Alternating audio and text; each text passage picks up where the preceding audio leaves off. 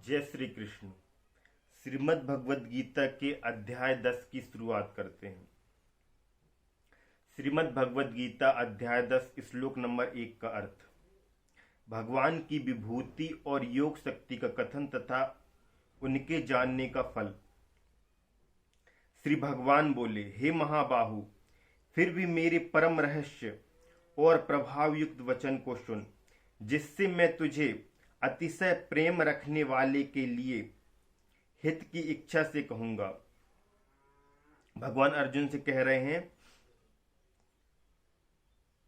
मैं जो परम रहस्य तुझे बता रहा हूं, प्रभाव युक्त वचन जो बता रहा हूं, उनको तू सुन, क्योंकि तू मेरे में अतिशय प्रेम रखने वाला है।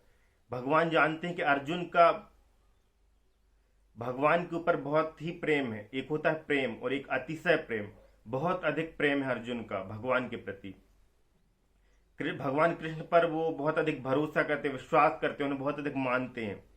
इसलिए जो तेरे लिए हितकर होगा वह मैं कहूंगा, जो तेरे लिए कल्याणकारक होगा अब वह मैं तुझसे कहूंगा। भगवान ये कह रहे हैं।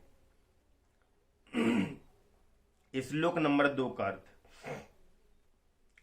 मेरी उत्पत्ति को अर्थात लीला से प्रकट होने को ना देवता लोग जानते हैं और ना महर्षि जन ही जानते हैं, क्योंकि मैं सब प्रकार से देवताओं का और महर्षियों का भी आदि कारण हूं।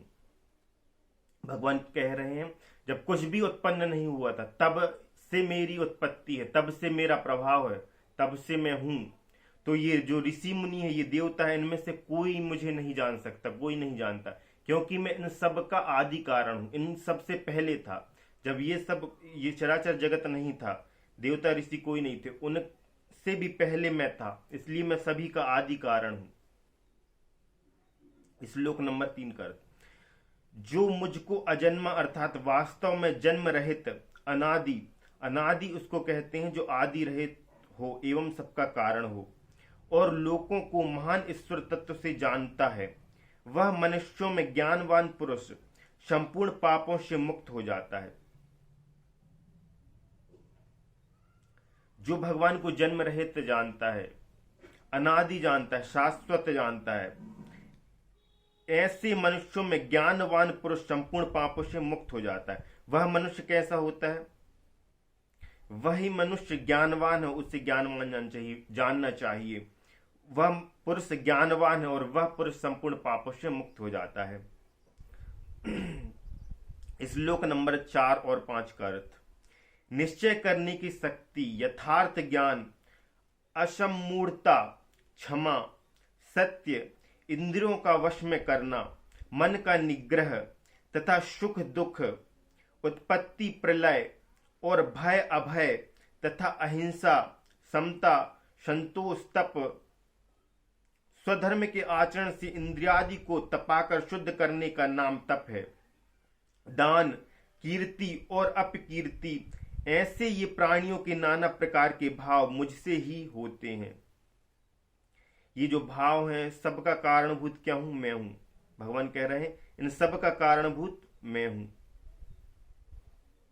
हमारे अंदर जो निश्चय करने की शक्ति, जो इच्छा शक्ति है, दृढ़ संकल्प की शक्ति है, ये भी भगवान की शक्ति। यथार्थ ज्ञान, जो वास्तविक ज्ञान है, वह भी भगवान का रूप है।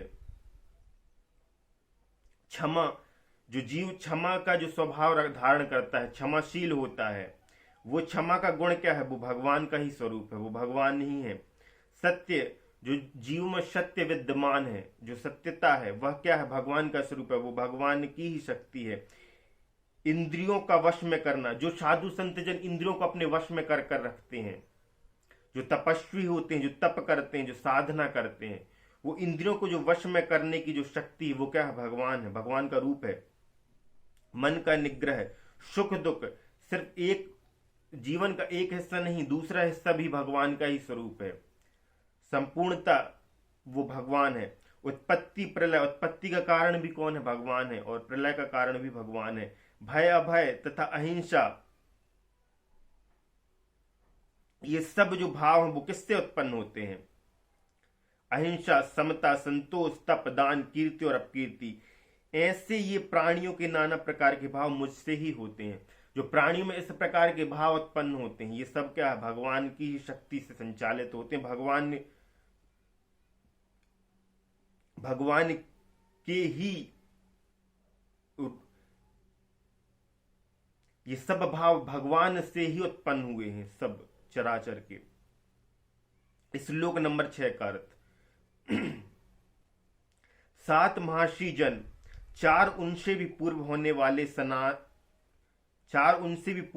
वाले सनकादि तथा स्वयंभुव आदि 14 मनु, ये मुझ में भाव वाले शब के शब मेरे संकल्प से उत्पन्न हुए हैं, जिनकी संसार में यह संपूर्ण प्रजा है।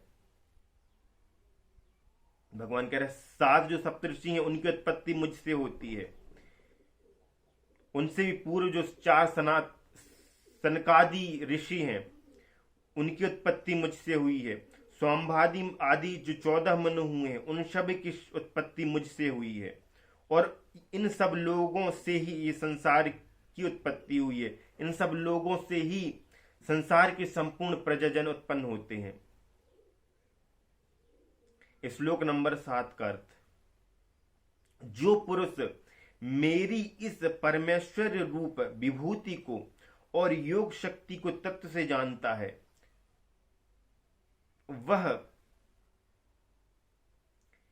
जो कुछ अदृश्य मात्र संसार है वह सब भगवान की माया है, और एक वासुदेव भगवान ही सर्वत्र परिपूर्ण है, यह जानना ही तत्व से जानना है। वह निश्चल भक्ति योग से युक्त हो जाता है, इसमें कुछ भी संशय नहीं है। जो भगवान के परमेश्वर विभूति को जानता है, योग शक्ति को, उनके परम तत्व को जानता है, वह कैसा होता है, निश्चल भक्ति को प्राप्त होता है, इसमें कोई भी संशय नहीं है। श्लोक नंबर 8 का अर्थ। मैं वासुदेव ही संपूर्ण जगत की उत्पत्ति का कारण हूं, और मुझसे ही सब जगत चेष्टा करता है। इस प्रकार समझकर श्रद्धा और भक्ति से युक्त बुद्धिमान भक्तजन मुझ परमेश्वर को ही निरंतर भजते हैं। इस प्रकार भगवान को सर्वव्यापी जानने वाले लोग, भगवान को संपूर्ण जगत का स्वामी जानने वाले लोग, वे कैसे बुद्धिमान जन हैं, और वह निरंतर ही प्रभु को भजते हैं, भगवान को भजते हैं। श्लोक नंबर 9 का अर्थ।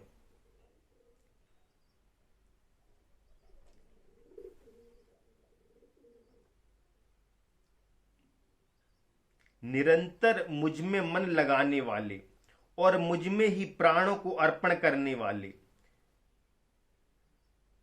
मुझ वासुदेव के लिए ही जिन्होंने अपना जीवन अर्पण कर दिया है, उनका नाम मगत प्राणा है। भक्तजन मेरी भक्ति की चर्चा के द्वारा आपस में मेरे प्रभाव को जानते हुए तथा गुण और प्रभाव सहित मेरा कथन करते हुए ही निरंतर संतुष्ट होते हैं, और मुझ वासुदेव में ही निरंतर रमण करते हैं। जो भक्तजन होते हैं वो भगवान की लीला, भगवान की गुणों का गान करते हैं, उनको आपस में बताते हैं, और मुझ वासुदेव में ही निरंतर रमण करते और भगवान में ही रमण करते हैं।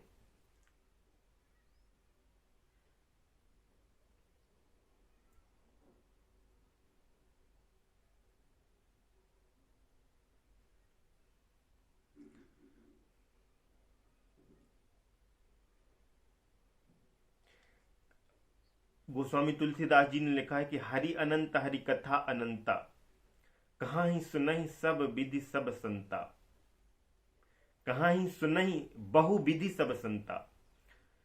तो भगवान सब जगह व्याप्त है, पर जो उनके भक्त जन है, जो संत जन है, वो अलग अलग प्रकार से उनके गुणों का बखान करते हैं, उनकी महिमा का बखान करते हैं, उनकी लीलाओं का बखान करते हैं।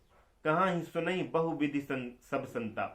तो बहुत प्रकार से संतजन अपनी बुद्धि विवेक ज्ञान के अनुसार, जितना समर्थ के अनुसार, भक्त का जितना समर्थ होता है, सब अपनी अपनी योग्यता के अनुसार जितना भगवान को समझ पाते हैं उस अनुसार, और जो भगवान की जो लीलाएं वो तो अनंत हैं, हम उनकी लीलाओं को नहीं समझ पाते, नहीं समझ सकते, पर साधु जन संत जन अलग अलग प्रकार से, बहुत प्रकार से, क्योंकि उन्हें भगवान में रमण करना, इसलिए भगवान की लीलाओं का अलग अलग प्रकार से, भिन्न भिन्न भांति जिस प्रकार हो सकता है उस प्रकार से भगवान की लीलाओं का वर्णन करते हैं।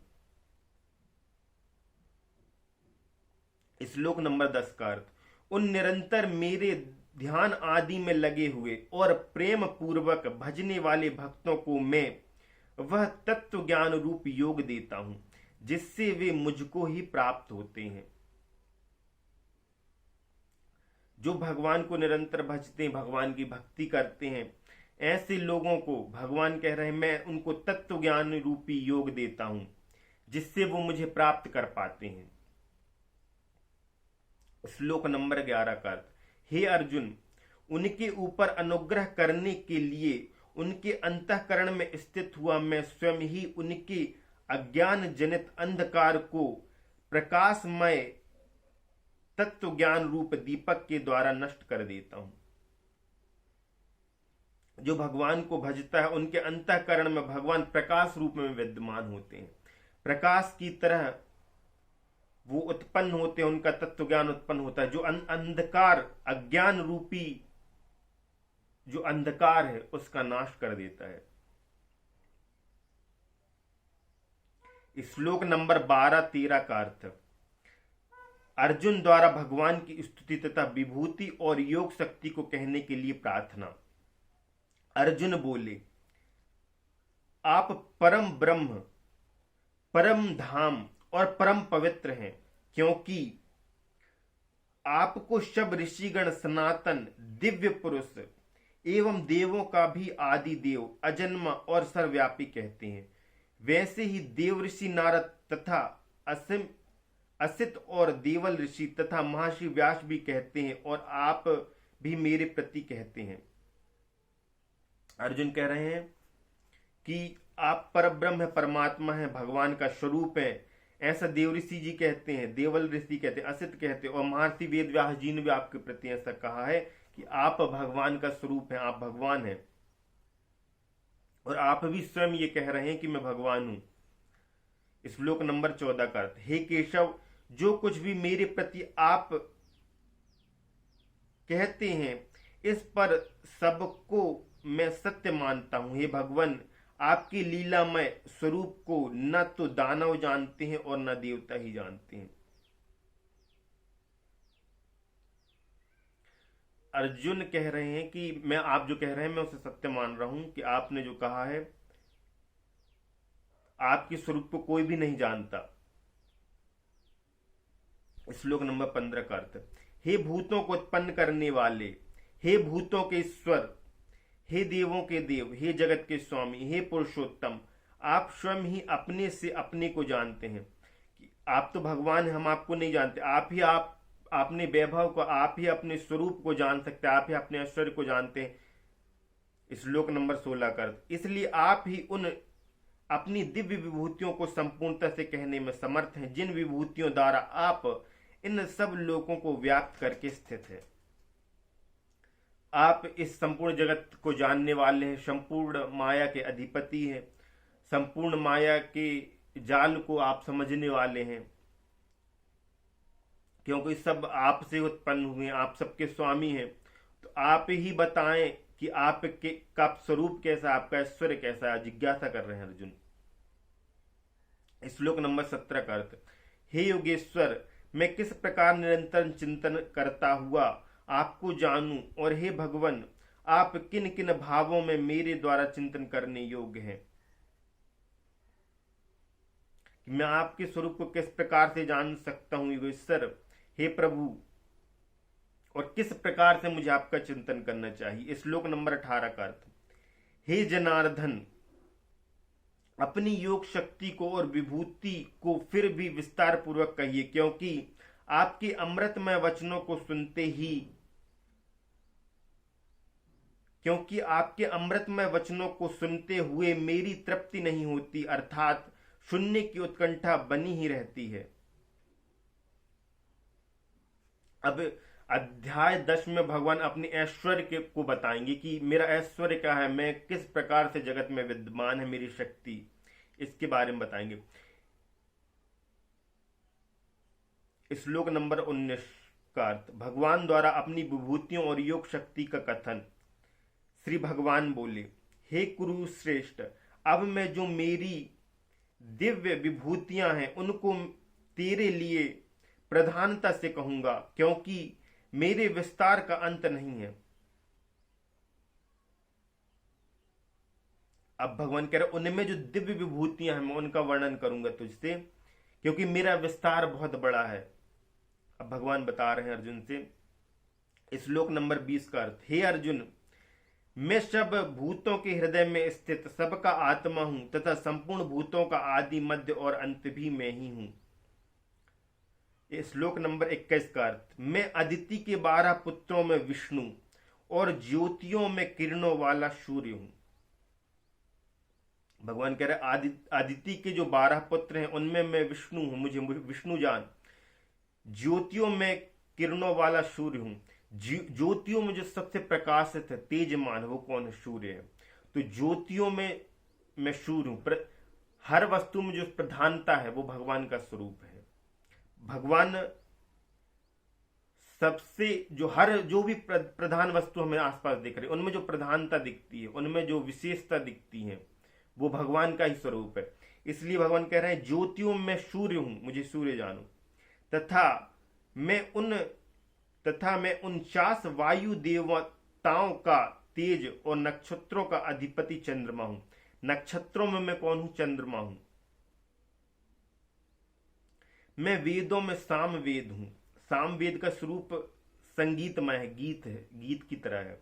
इसलिए वेदों में भगवान कह रहे हैं मैं साम वेद हूं। संगीत की शिक्षा दी गई है साम वेद में। तो वेदों में मैं शाम वेद हूं। देवों में इंद्र हूं।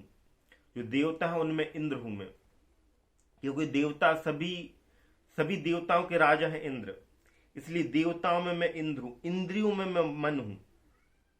सभी इंद्रियां मन के कहीं ना कहीं आधिपत्य के अंदर आती हैं, मन के अधीन रहती हैं समस्त इंद्रियां। तो मन इनका राजा है एक प्रकार से। मन हमारा जहां जाता है हमारी इंद्रियां वही काम करने लगती हैं। यदि हमारा मन नियंत्रित है तो इंद्रियां भी हमारी नियंत्रित रहेंगी। तो इंद्रियों में मैं मन हूं और भूत प्राणियों की चेतना अर्थात जीवन शक्ति हूं। और समस्त प्राणियों की जो चेतना में जीवनी शक्ति विद्यमान है, जो जीवन की शक्ति, वह मैं हूं। मैं 11 रुद्रों में, श्लोक नंबर 23 का अर्थ, मैं 11 रुद्रों में शंकर हूं और यक्ष तथा राक्षसों में धन का स्वामी कुबेर हूं। मैं 8 वसुओं में अग्नि हूं, अग्नि में तेज होता है, और शिखर वाले पर्वतों में सुमेरु पर्वत हूं। सुमेरु सबसे ऊंचा माना जाता है, सुमेरु की महिमा बड़ी है। तो शिखरों में विशेष है सुमेरु, इसलिए शिखर वाले पर्वतों में सुमेरु पर्वत हूं। पुरोहितों में मैं मुखिया बृहस्पति मुझको जान। बृहस्पति को ज्ञानियों में भी ज्ञानी, जो पुरोहितों के भी जो पुरोहित हैं वो है बृहस्पति, ज्ञान स्वरूप है बृहस्पति। जो ज्ञानियों के भी ज्ञानी माने गए हैं बृहस्पति। तो उनमें पुरोहितों में भी पुरोहित, ज्ञानियों में भी ज्ञानी कुछ कौन है? बृहस्पति है। तो पुरोहितों में मुखिया बृहस्पति मुझको जान, मुझे बृहस्पति जान। ज्ञानियों में, पुरोहितों में, पंडितों में मुझे बृहस्पति जान। हे पार्थ, मैं सेनापतियों में स्कंद,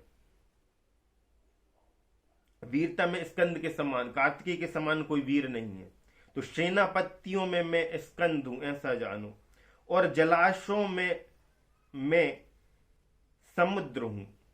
जलाशय बहुत से होते हैं, पर समुद्र जो होता है वो सबका मूल होता है, मतलब सबका सार होता है, सबसे बड़ा होता है समुद्र, जो सबको अपने में समा लेता है। तो सभी जलाशयों में सबसे बड़ा स्रोत जलाशय का कौन है? समुद्र है। तो जलाशयों में मैं समुद्र हूं।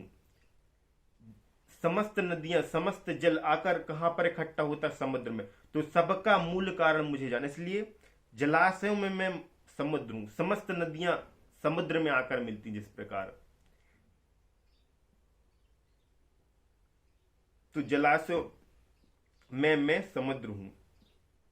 श्लोक नंबर 25 का अर्थ, मैं महर्षियों में भृगु हूं, मैं महर्षियों में भृगु और शब्दों में एक अक्षर अर्थात ओमकार हूं। जितने भी शब्द हूं उनमें श्रेष्ठ कौन है? ओमकार। ओम मूल है, समस्त जगत का मूल है ओम, इसलिए शब्दों में मुझे ओमकार जानो, ओमकार हूं। सब प्रकार के यज्ञों में जप यज्ञ। अब जप यज्ञ की यहां पे महिमा बता रहे हैं भगवान। हम कई प्रकार के यज्ञ करते हैं, पर उनमें भी भगवान कह रहे हैं जप यज्ञ, मतलब श्रेष्ठता का बता रहे हैं। तो जप यज्ञ श्रेष्ठ है कि भगवान का जो जप करता है, जो जीव भगवान के नाम का जप करता है, स्मरण करता है, ध्यान करता है, जो जप करता है, तो समस्त यज्ञों में मैं जप यज्ञ हूं, भगवान बोल रहे हैं। तो यज्ञों में भी श्रेष्ठ यज्ञ क्या कहलाएगा? जप यज्ञ। गोस्वामी तुलसीदास जी ने भी कहा है कि कलयुग केवल नाम आधारा, सुमरि सुमहि सुमरि सुमरि नर उतरहि पारा। कलयुग में नाम का आधार है, और यहां पर भी भगवान नाम की श्रेष्ठता बता रहे हैं कि यज्ञों में मुझे जप यज्ञ जानो, और स्थिर रहने वालों में हिमालय पहाड़ हूं। हिमालय की महानता है, दिव्यता है, विभूतियां हैं। उस समय में जो भी श्रेष्ठ से श्रेष्ठ वस्तु थी उनका भगवान ने उदाहरण दिया कि जो भी श्रेष्ठ वस्तुएं हैं उनमें मैं विद्यमान हूं, मेरा अंश विद्यमान है, इस वजह से वो वस्तु श्रेष्ठ है। उस समय में जो भी वस्तु श्रेष्ठ थी तो उसको भगवान ने श्रेष्ठ बोला। आज के समय में जो लोग कीर्तिमान है, यशमान है, मासिव फेम, बहुत अधिक फेम है, कई लोगों के पास बहुत अधिक धन है, तो उनके अंदर देवत्व विद्यमान है, इस वजह से उनके पास है। कई लोगों का संसार में आज के युग में कई लोगों के पास बहुत यश है, कीर्ति है, वो उनमें देवत्व विद्यमान है। वो जो उनके अंदर कीर्ति विद्यमान है जीव के अंदर, वो भगवान का ही स्वरूप है, मेरा स्वरूप है, मेरा अंश उनमें विद्यमान है, इस वजह से वे जगत में प्रकाशित हो रहे हैं।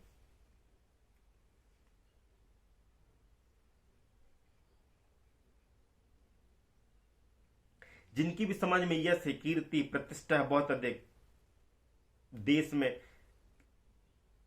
में जिनका बहुत अधिक यश है, कीर्ति है, विश्व के स्तर में यश है, वो सब की किस वजह से है? वो उनके अंदर देवत्व, वो भगवान का ही अंश उनमें विद्यमान है, इस वजह से वह प्रकाशित हैं, इस वजह से जगत में वह जाने जा रहे हैं।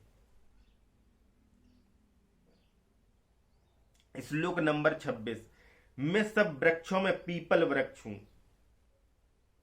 वृक्षों में श्रेष्ठ क्या है? पीपल को माना जाता है। पीपल के बारे में कहा जाता है सब देवता उसमें निवास करते हैं। पीपल में एक विशिष्टता है, विशालता है। देवऋषियों में नारद मुनि हूं, जो देवऋषि हैं उनमें नारद जानो मुझे। गंधर्वों में चित्ररथ और सिद्धों में कपिल मुनि हूं। श्लोक 27 का अर्थ, घोड़ों में अमृत के साथ उत्पन्न होने वाला उच्चेश्वा नामक घोड़ा हूं मैं। श्रेष्ठ हाथियों में इरावत नामक हाथी, भगवान कह रहे हैं जो श्रेष्ठ हाथी हैं उनमें एरावत नामक हाथी हूं, जो इंद्र के पास है। और मनुष्यों में राजा मुझको जान।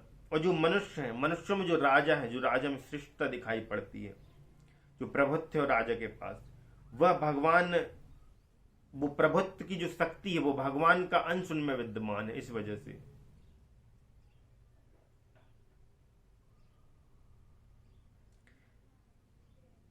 श्लोक नंबर 28 का अर्थ, मैं शस्त्रों में वज्र और गौओं में कामधेनु हूं। गाय में कामधेनु को विशेष बोला गया है। शास्त्रों की रीति से संतान की उत्पत्ति का हेतु कामदेव हूं और सर्पों में सर्पराज वासुकी हूं। अपनी विशालता का बता रहे हैं भगवान। श्लोक नंबर 29, मैं नागों में, नाग और सर्प ये दो प्रकार के सर्पों की ही जाती हैं। शेषनाग और जलचरों का अधिपति वरुण देवता हूं और पितरों में आर्यमा नामक पितर तथा शासन करने वालों में यमराज हूं। शासन करने वालों में कह रहे हैं भगवान यमराज हूं। यमराज कौन है? यमराज वो जिससे सब डरते हैं। तो जिससे सब डरे वो सबसे बड़ा शासक कहलाएगा। उससे बड़ा शासक कौन हो सकता है। तो इसलिए शासकों में मैं यमराज हूं। शासन करने वाले जगत में बहुत है, पर यमराज को मृत्यु का देवता कहा जाता है, मृत्यु स्वरूप, मृत्यु का अधिपति है यमराज। तो यमराज से हर जीव डरता है, तो जिससे हर जीव डरे उससे बड़ा शासक कौन हो सकता है, उसके ऊपर कोई शासन नहीं चला सकता अपना। तो इसलिए शासन करने वालों में मैं यमराज हूं। श्लोक नंबर 30 का अर्थ, मैं दैत्यों में प्रहलाद और गणना करने वालों का समय, क्षण घड़ी दिन पक्ष मास आदि में जो समय है वह मैं ही हूं, तथा पशुओं में मृगराज सिंह और पक्षियों में गरुड़ हूं। दैत्यों में जो श्रेष्ठ दैत्य हुए हैं वो प्रहलाद हुए हैं, भगवान के भक्त।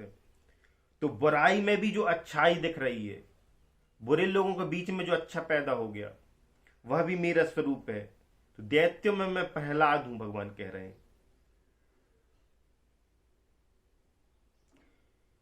वो गणना करने वालों में मैं समय हूं, पशुओं में मृग राज सिंह हूं। पशु हर जीव जिससे डरता है वो कौन है, सिंह। सिंह को इसलिए जंगल का राजा कहा गया है, जिसके अंदर बल है, जिसके अंदर पावर, जिसके अंदर सत्ता है, शक्ति है, उससे कोई नहीं दबा सकता। सब उसके अधीन रहते हैं, सबको उसके अधीन रहना पड़ता है।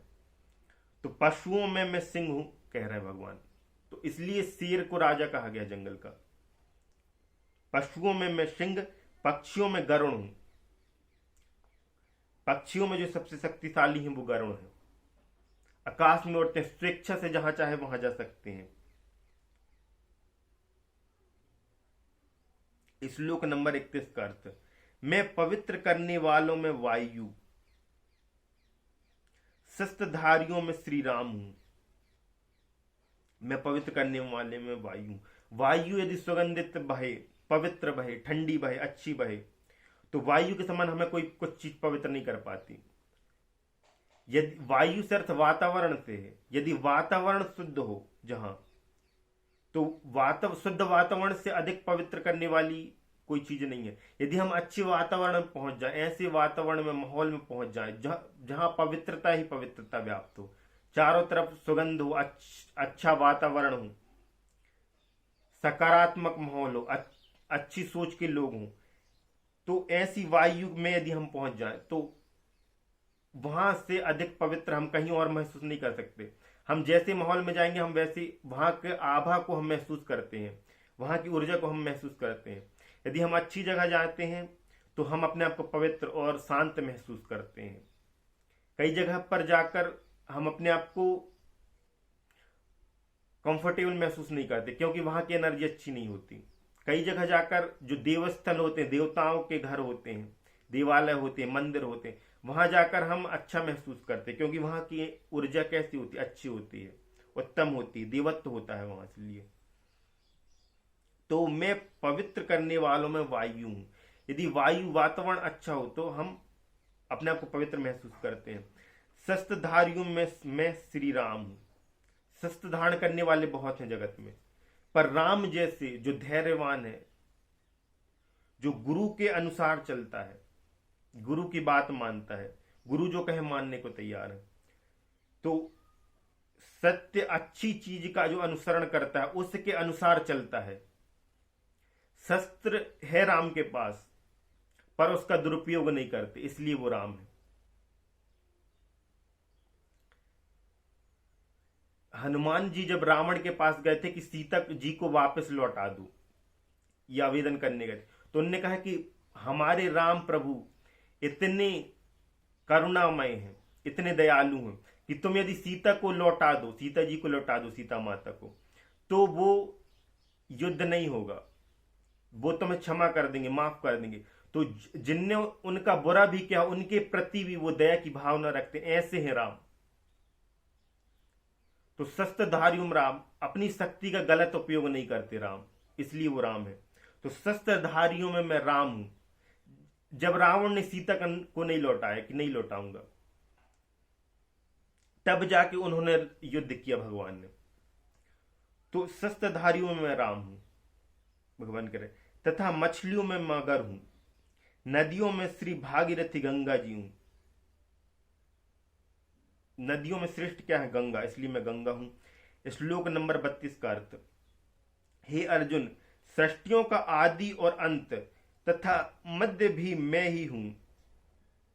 मैं विद्याओं में अध्यात्म विद्या अर्थात ब्रह्म विद्या और परस्पर विवाद करने वालों का तत्व निर्णय के लिए किया जाने वाला वाद हूं।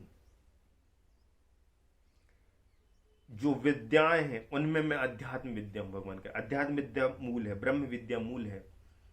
तो विद्याओं की भी जो विद्या है वो अध्यात्म विद्या, ब्रह्म विद्या है। श्लोक नंबर 33 का अर्थ। मैं अक्षरों में आकार हूं और समासों में द्वंद्व नामक समास हूं। अक्षय काल, जिसका कभी क्षय नहीं होता, अक्षय काल अर्थात काल का भी महाकाल तथा सब और मुख वाला विराट स्वरूप, सबका धारण पोषण करने वाला भी मैं ही हूं। ये सब मेरी विभूतियां हैं। मैं ही अपने आप को विस्तारित करता हूं। जो भी श्रेष्ठतम वस्तु दिखती है तुम्हें, वो मेरा ही विस्तार है।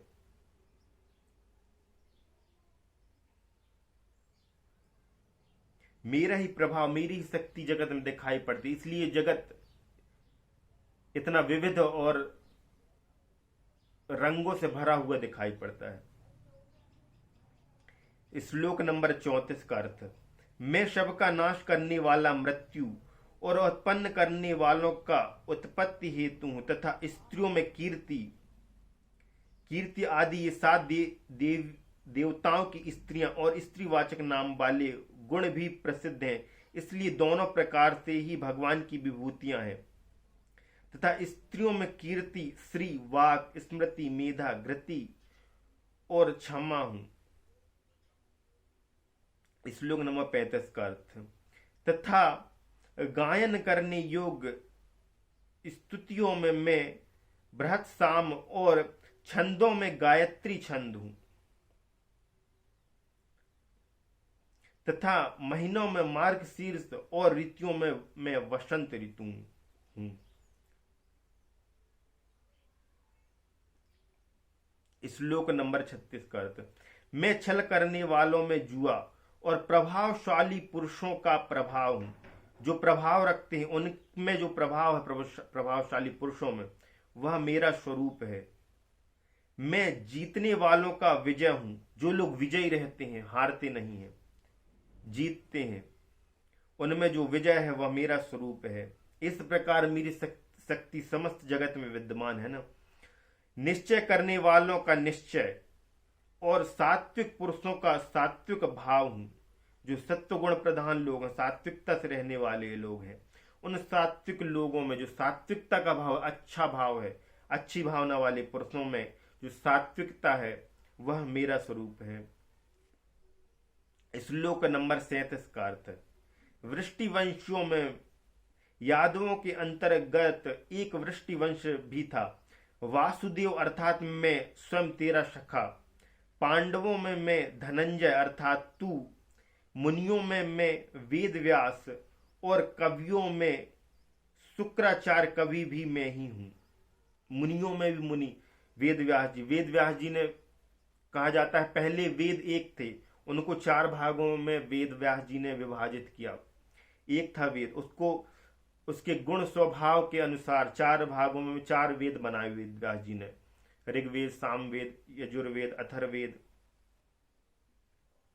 और 18 पुराणों की रचना की। ऐसे वेद व्यास मुनि जी थे।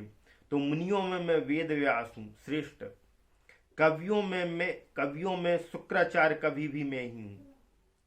शुक्राचार्य जी सौंदर्य के प्रतीक हैं, आकर्षण के प्रतीक हैं, कला के प्रतीक हैं, प्रेम के प्रतीक हैं। जो सौंदर्य है वो शुक्राचार्य है, श्रृंगार है वो शुक्राचार्य। शुक्राचार्य श्रृंगार के प्रतीक है। यदि काव्य में यदि कविता में श्रृंगार ना हो तो वो हल्का लगता है। जिस कविता में श्रृंगार भर गया हो वो श्रेष्ठ हो जाती है।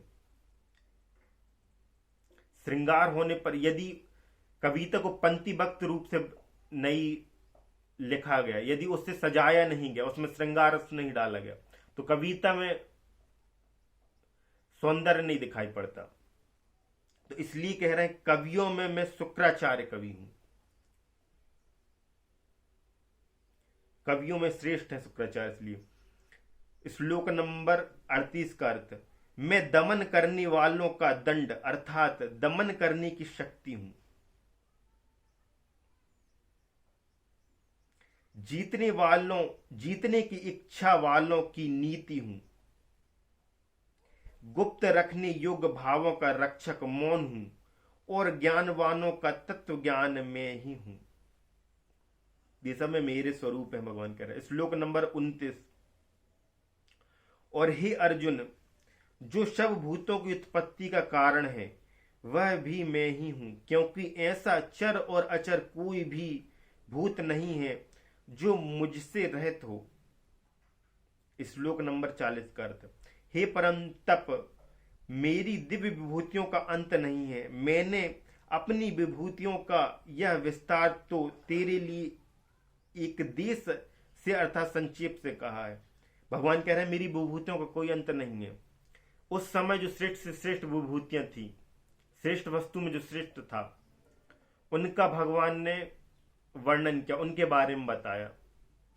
इस युग में जो श्रेष्ठ वस्तु, उनमें जो श्रेष्ठता दिखाई देती है, किसी भी फील्ड के हों, फिल्म इंडस्ट्री से हों या सिंगर हों, राइटर हों, टेलीविजन स्टार हों, क्रिकेटर हों, पॉलिटिशियंस हों, पॉलिटिक्स वाले,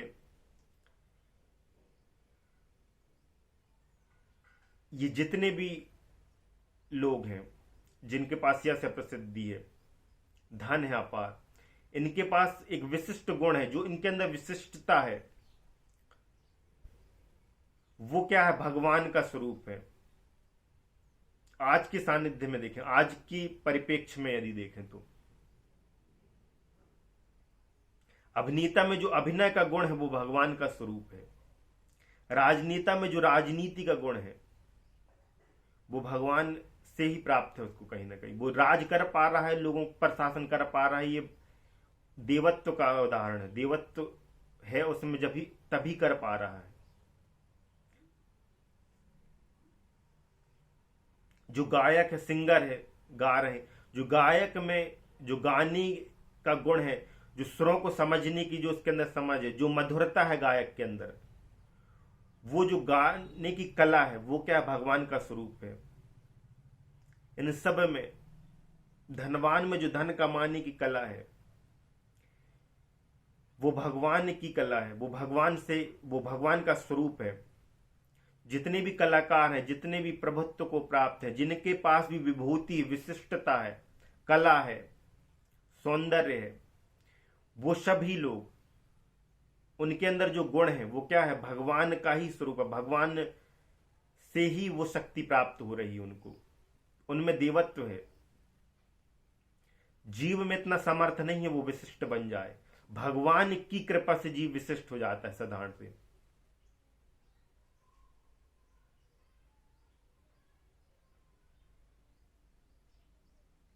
तो समस्त विशिष्ट लोगों में जो विशिष्टता है वो भगवान की देन है। भगवान उनके रूप में प्रकट हो रहा है, इसलिए वो विशिष्ट है।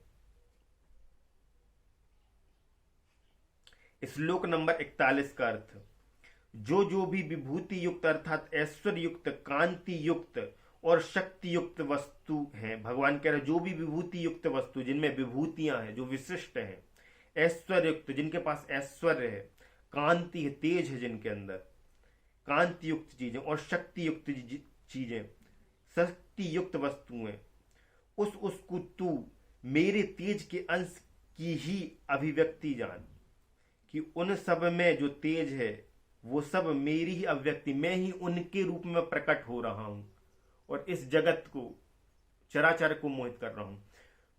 वो सब जो सिंगर गाता है उसकी जो कला है वो हमें पसंद आती है। वो क्या है? वो भगवान ही उसके रूप में प्रकट हो, उस पर, उसके द्वारा हमें मोहित कर रहा है, जगत को मोहित कर रहा है।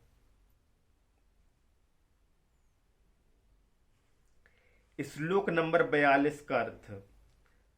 अर्थात हे अर्जुन, इस बहुत जानने से तेरा क्या प्रयोजन है?